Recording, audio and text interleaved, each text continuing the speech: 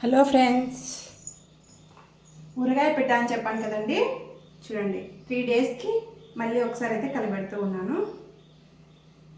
ఆ రోజు ఆయిల్ అయితే 2 టైమ్స్ అయితే వేసానండి.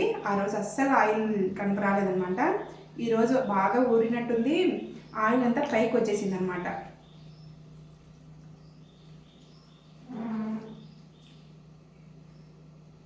ఇది వచ్చేసి 4 కేజీల మామిడికాయ ఊరగాయ అనమాట. 4 కేజీలకు 1 కేజీ నువ్వుల నూనె అయితే పట్టిందనమాట. అన్నీ 4 గిన్నెలకి 1 గిన్నె కారం పొడి, 1 గిన్నె కల్లుప్పు, 1 గిన్నె ఆవాల పిండి, 4 టేబుల్ స్పూన్ల మెంతి పొడి, ఇవన్నీ వేసేసి కలిపెట్టేశాను అనమాట. ఈరోజు 3వ రోజు అనమాట.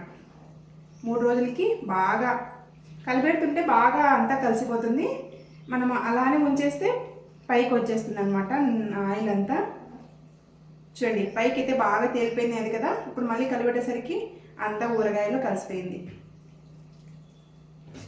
పడిపోయింది, కింద పడకూడదు అనుకుంటాం, పడుతుంది.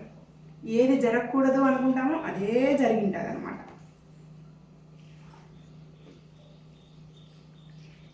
మీ ఇంట్లో ఊరగాయ పెట్టారో లేదో కామెంట్ చేయండి.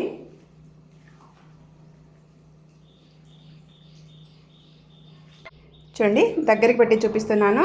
ఊరగాయ అంతా ఇలా ఉందన్నమాట. కలిపెట్టేసరికి అంతా కలిసిపోయింది, మళ్ళీ ఆయిల్ అంతా పైకి తేలుతూ ఉంది. మా ఇంటి ఊరగాయ అయితే ఇదే అనమాట.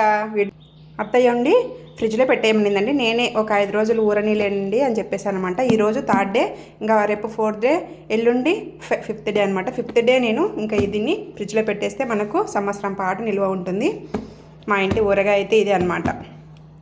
వీడియో నచ్చితే లైక్ అండ్ సబ్స్క్రైబ్. ఉంటానండి, బాయ్.